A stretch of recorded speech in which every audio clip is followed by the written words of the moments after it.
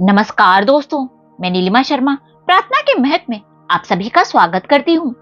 आज के हमारे इस वीडियो में मैं आपके लिए तुरंत आमाता की कहानी लेकर आई हूँ। अगर आपको ये कहानी पसंद आए तो नीचे कमेंट बॉक्स में तुरंत आमाता की जय अवश्य लिखें। तो आइए सुनते हैं ये कहानी। बहुत समय पहले की बात है। किसी नगर में एक राजा और रानी रहते थे। राजा और रानी के कोई संतान न होने के कारण वह दोनों बहुत दुखी रहते थे। कई सालों के बाद बहुत जप तप करने से उनको एक पुत्र की प्राप्ति हुई। अब राजा और रानी बहुत खुशी से अपना राजपाट संभालने लगे। कई दिनों तक ऐसे ही चलते रहा और समय बीतता गया। देखते ही देखते उनका लड़का 4-5 साल का हो गया। एक दिन की बात है, रानी दोपहर में अपने पुत्र के साथ सो रही थी। जब बच्चे की नींद खुली तो वह उठकर बाहर की ओर जाने लगा, क्योंकि उसको बाहर जाने की मनाही थी। उसकी देखभाल राजकुमारों की भांति की जाती थी। माँ को सोता देखकर राजकुमार के मन में बाहर जाकर अपनी उम्र के बच्चों के साथ खेलने की इच्छा हुई और वह छिपकर बाहर चला गया और खेलते खेलते बहुत दूर किसी गांव में पहुंच गया। इधर जब रानी की नींद खुली तो वह बच्चे को अपने पास ना देखकर बहुत हैरान हुई। फिर बच्चे की खोजबीन शुरू हुई, लेकिन बहुत प्रयास करने के बाद भी कोई सफलता हासिल नहीं हुई, अर्थात बच्चा उनको नहीं मिला। अब राजा रानी फिर से बहुत दुखी रहने लगे।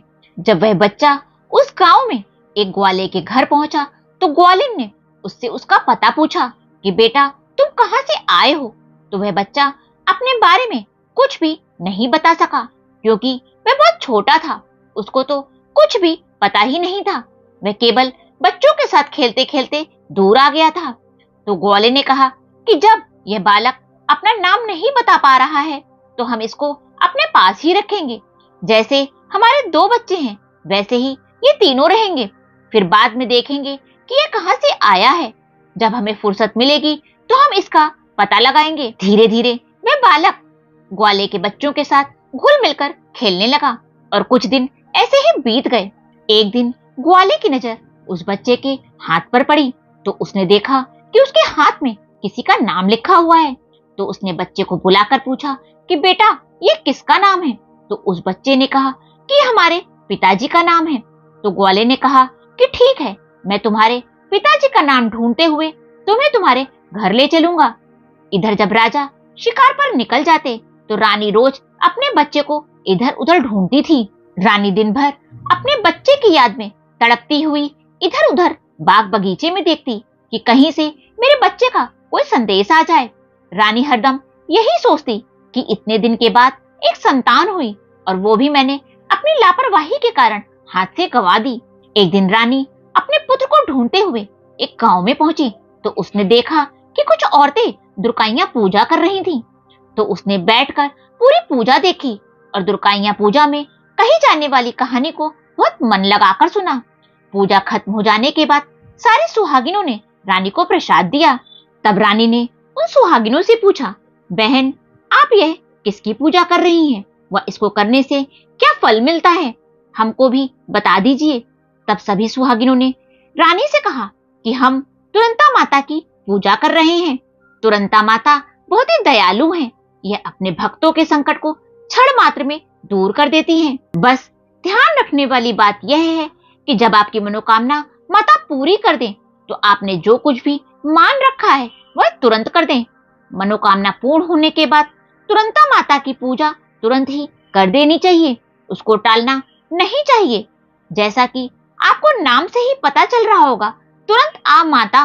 तब रानी ने सोचा कि अगर तुरंता माता हमारे बच्चे को सकुशल वापस लौटा देंगी तो हम भी 7 सुहागिनों को लेकर इसी तरह से पूजा करेंगे।